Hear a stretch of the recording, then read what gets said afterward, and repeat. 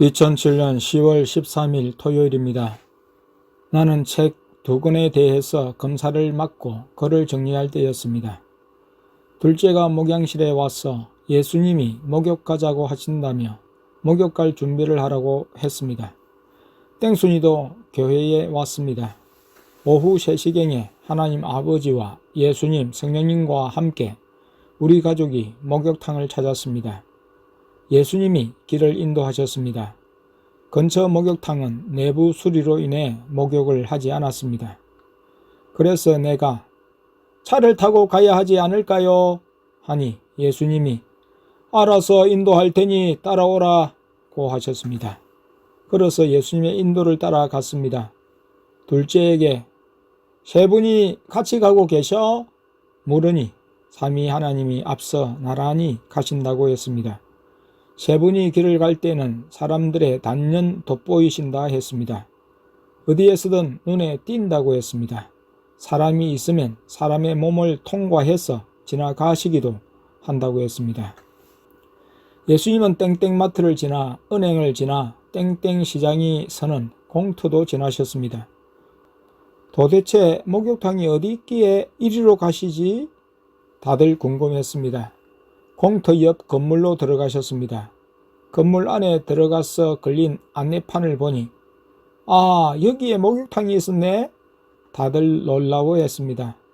땡땡 사우나가 건물에 있었습니다. 올라가서 요금표를 보니 요금도 근처 목욕탕에 비해 저렴했습니다. 예수님은 남탕에 들어오셨고 하나님 아버지와 성령님은 아내 일행과 함께 여탕으로 가셨습니다. 안에 들어가 보니 시설도 괜찮았습니다. 깨끗했습니다. 사람들은 많지 않았습니다. 탈의실을 겸해 휴게실에는 헬스 기구도 여러 개 놓였고 안락 의자에 누워 쉴 수도 있었습니다. 예수님께서 목욕을 마치고 나가자고 하셔서 옷을 입고 휴게실에서 운동기구도 좀 하고 쉬었습니다. 음료수를 마시고 싶으시다 해서 둘째를 통해 동전으로 교환해 자판기에서 차가운 음료 3개를 사서 드렸습니다. 나와 둘째는 먼저 예수님을 따라 걸어서 집에 왔고 아내는 하나님 아버지와 성령님을 따라 땡순이 막내와 함께 나중에 왔습니다. 오늘 준비물을 사러 막내가 8차 문방구에 가고 있었습니다. 그런데 땡땡천 다리에 땡땡 플래카드가 걸려 있었습니다. 땡땡 플래카드에 여자 그림이 그려져 있었는데 뱀이 있었습니다. 정말 악했습니다. 특히 운동 중에는 땡땡가 제일 안 좋은 운동입니다. 예수님을 믿는 사람은 땡땡을 배우면 안 돼요. 2007년 10월 14일 주일입니다. 주일 오전 예배 시간에 땡순이가 말씀을 듣는데 앞에서 예수님 얼굴이 지나가는 것을 느꼈습니다. 나를 보고 말씀을 듣고 있는 중에 예수님의 얼굴이 한 번 더 땡순이 앞에서 지나갔습니다. 눈썹이 짙고 눈과 코, 입이 자세히 보였습니다. 전에 봤을 때는 땡순이가 희미하게 봤었는데 오늘은 생생하게 본 것입니다. 예수님을 보게 해달라고 똑바로 볼 수 있게 해달라고 기도를 했는데 오늘에서야 땡순이는 예수님의 얼굴을 다 봐서 너무 좋았습니다. 예수님을 볼 수 있어서 너무 좋았습니다. 다음은 둘째의 기록입니다. 오늘은 주일입니다. 오전에 목사님이 설교를 할 때 목사님의 몸속에 하나님 아버지가 들어가셨고 예수님과 성령님은 오른쪽과 왼쪽에 서 계셨습니다. 두 천사가 목사님의 설교를 받아갔습니다. 오전 예배를 드리고 조금 쉬었습니다. 그리고 저녁 예배를 드리고 기도를 드렸습니다. 목사님이 기도를 크게 해라고 했습니다. 그때 자신감이 생겨 방언으로 크게 기도했습니다. 그때 마귀가 나타났는데 뿔이 있고 손은 사마귀 손이었습니다. 그래서 성령의 불 전자폭탄! 이라고 하니 도망을 갔습니다. 그놈의 마귀는 자꾸 왔습니다. 그런데 왕관을 쓴 마귀가 나타났는데 그 마귀가 나는 땡땡땡이다 라고 했는데 이름이 생각이 안 납니다. 내가 그 마귀의 목을 잡고 늘었습니다. 갑자기 지옥으로 가서 다시 나타났습니다. 그래서 다시 목을 잡고 흔들었습니다. 그러니 또 뱀으로 변해서 내가 다시 목을 잡고 흔들었습니다. 그리고 토끼로 변해서 귀를 잡아서 찢었습니다. 그러니 또 바뀌어서 색이 희미하게 섞였습니다. 그래서 또 목을 잡고 흔들었습니다. 그러니 원래 모습으로 변해서 지옥으로 갔습니다. 기도회가 끝나고 가족들과 이야기하는데 그 마귀가 지옥에서 또다시 온다 대 하고는 말을 더 이상 하지 않았습니다. 방언 기도를 하는 동안 둘째가 마귀와 싸운 이야기를 하는데 방금 전 지옥으로 갔다던 마귀가 지옥에서 둘째에게 말을 해 왔다는 거였습니다. 아니, 마귀가 지옥에서 말을? 예수님이 계신데도 했습니다. 예수님이 한마디를 하시자 헉 하며 두루워 입을 다물었다고 했습니다. 앉아서 이야기를 하는 중에 다리에 무언가 찌르는 것 같아 보라고 하니 어머니 속에 있는 마귀와 같은 것이 있다고 했습니다. 레인보우 볼! 한번 외쳤는데도 있다고 하여 다시 한번 더 외치니 없어졌다고 했습니다. 그리고 또 조금 있으니 가슴 쪽에 찌르는 통증이 와서 물었습니다. 무엇이 있어? 물으니 둘째에게 다시 온다던 그 마귀가 붙어 있다는 거였습니다. 내가 레인보우 볼! 하고 외치니 없어졌다고 했습니다. 천천히 없어지고 말도 하고 또다시 오고 지옥에서 왕마귀에게 고통도 안 당한다 하는 것을 보면 마귀 중에서도 높고 센 놈인 것 같았습니다. 오늘 밤 기도 시간에 막내는 기도할 때 작은 물방울을 보았습니다. 물방울은 떠러러러롱 빨리 지나갔습니다. 또 종이컵에 물방울이 떠러러러롱 흘러내려갔습니다. 기도를 마치고 둘째가 본 마귀를 이야기했고 아내와 내가 깜깜무소식이라고 하니 막내가 예수님, 엄마와 아빠 영안 열어주세요 하고 기도했습니다. 지난번 전에 있었던 땡땡교회를 처음 방문했을 때부터 자녀들의 눈에 성도들의 영적 상태를 볼 수 있었습니다.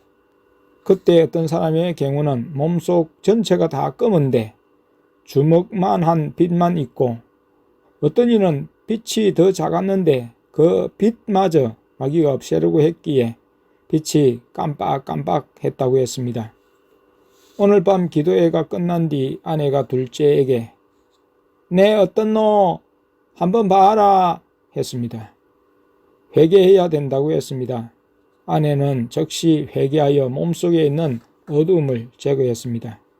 그리고 아내가 나를 지목하며 정 목사님도 한번 봐라 고 했습니다. 나에게 몸 전체는 빛인데 가슴 쪽에 주먹만한 검은 그림자가 있다고 했습니다. 회개하라고 하는데 내키지 않았습니다. 예수님이 둘째를 통해 마음 내키면 해라 그래도 된다 하셨습니다. 아내가 빨리 하라고 재촉했습니다. 회개를 즉시 하지 않으면 더 많은 마귀가 들어옴을 알기에 곧 회개를 했습니다. 마음으로 지은 죄를 얼마간 회개하니 둘째가 어두움이 없어졌다고 했습니다. 막내도 보라고 했는데 있어서 회개했고 첫째에게도 있었습니다. 첫째는 가슴 위로 머리까지 검었습니다. 잘못을 제대로 회개하지 않고 기도 시간에도 거품침을 뱉어내지 않았기 때문이었습니다. 거품침을 다시 먹었으니 마귀가 빠져나가지 않고 그대로 있었습니다. 예수님이 성령의 무기들을 사용했어도 자기 몸속에 있는 마귀들을 없앨 수 있지만 그것은 시간이 더 많이 걸린다고 하셨습니다. 회개가 제일 빠르고 효과적이라고 하셨습니다.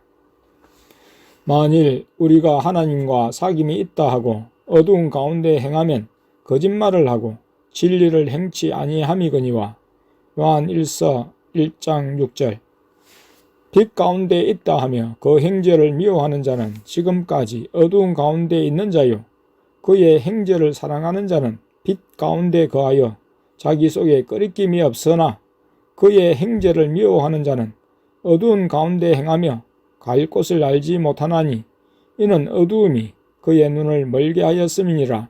요한일서 2장 9절에서 11절. 2007년 10월 15일 월요일입니다. 오늘 밤 기도 시간에 막내가 천국 갔다 와서 계속 기도를 하고 있었는데 해골 바가지 마귀가 다가왔습니다. 막내는 마귀의 목을 조르고 끌었습니다. 목자 지팡이를 썼는데 제가 되지 않았습니다. 막내는 예수님께 도움을 요청했습니다. 그러니까 예수님이 마귀를 질질 끌고 가시면서 돌리셨습니다. 정말 웃겼습니다. 또 다른 마귀를 막내가 봤는데 자세히 보지 못하였습니다. 막내는 끌고 목을 조르면서 흔들고 레인보우 볼과 화이트 볼을 쓰니까 마귀는 제가 되었습니다. 마귀와 싸우고 나서 또 기도를 하는데 예수님이 어제 보았던 작은 물방울을 번갈아 가면서 계속 보여주셨습니다. 며칠 전에 노예 장소에 성령님이 가실 것이라고 하셨는데 오후 6시 25분에 집을 났을 때 둘째가 성령님이 함께 가신다고 말했습니다. 설교 시간에 많은 불이 내 몸에 들어옴을 느꼈습니다. 온몸에서 불을 뜨겁게 느꼈습니다.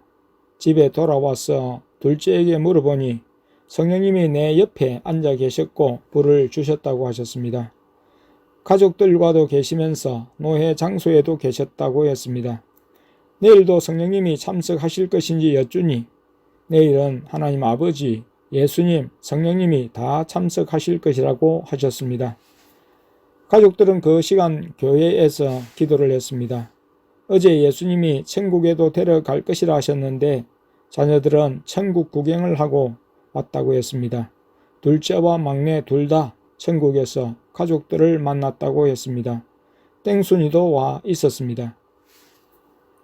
오늘 돈이 들어온 것을 통장 정리를 하면서 확인했습니다. 돈이 들어왔지만 지출을 생각하면 감사보다도 염려가 들어왔습니다. 늘 긴장하여 죽으면 죽으리라는 순교 사상을 가지지 않으면 물질 염려의 종이 되고 맙니다. 앞날에 대한 염려, 특히 가족들을 생각하면 생활 염려가 마음을 잡았습니다. 하나님의 사람은 먹고 사는 것이 다가 아닌데도 말입니다. 일용할 양식으로만 살게 하시고 미리 쓸 것을 쌓아놓고 여유 있게 살게는 아니하십니다. 늘 주님만을 의지하면서 살 수밖에 없게 물질을 없애시는데 나는 나대로 살고자 하는 자아 의지와 계획이 또 발동했습니다. 물질에 관한 한 주님께 맡기니 쏟을리는 것 같았습니다. 물질을 주신다고 하시나 필요시에 즉각 주지 않으실 때도 있으니 애타게 기다려야 하고 또 들어오는 돈도 꽃감 빼어 먹듯 그때마다 쓰시니 어려운 일이었습니다. 나는 물질이 들어온 만큼 연이어 나갈 지출의 대비가 필요해 보였기 때문입니다. 하지만 이것이 내 어리석음이요 죄였습니다. 주님보다 내가 똑똑할 수는 없기 때문입니다. 나는 들어온 물질에 한해서만 생각하지 주실 물질이 얼마인지 모르기 때문입니다. 지금까지 돈 들어오는 통로나 액수의 한계를 넘어 사실 필요에 따라 주님은 예외적으로 공급하시기도 하셨습니다. 원하시면 얼마든지 공급하시는 것입니다. 내가 생활 염려에서 벗어나려고 조그마한 물질로 주님의 주권을 제한하려 했습니다. 내가 지출을 통제하려 했습니다. 내가 스스로 살고자 하는 길은 육신적으로 살지 몰라도 주님과 상관없이 살게 되므로 영적으로는 결국 죽는 길이었습니다. 주님이 총교회의 모든 것을 주장하신다면 물질에 관한 부분도 마찬가지였습니다. 내가 주관할 수 있는 영역이 있어서는 안 되었습니다. 총교회는 주님의 교회요 주님이 하시고자 하는 대로 움직이는 교회이기 때문입니다. 주님이 살리시면 살고 죽이시면 죽을 수밖에 없는 교회입니다. 주님이 하시고자 하는 대로 맡기고 그저 순종하며 따라가는 교회입니다. 살리시든지 죽이시든지 나는 주님이 하시는 대로 따르는 것밖에 없음을 깨달았습니다. 물질이 필요한 게 아니라 살려도 좋고 죽어도 주님과 함께하니 좋다는 믿음이 더 필요했습니다. 풍족하게 주실 수 있는 분이 지금 당장에 주지 않는다고 해서 조그마한 물질을 자기 것인 양 전략한들 유익이 없음입니다. 먼저는 주님께 기쁨이 되지 않고 자기 스스로 물질을 보관할 수도 취할 수도 없기 때문입니다. 목회자의 경우는 더 그렇습니다. 내 열심과 노력으로 물질을 얻을 수 없기 때문입니다. 오직 하나님의 자비와 긍휼하심만으로 살아갈 수 있는데 주님을 제쳐놓고는 얼마 살지 못할 것이었습니다.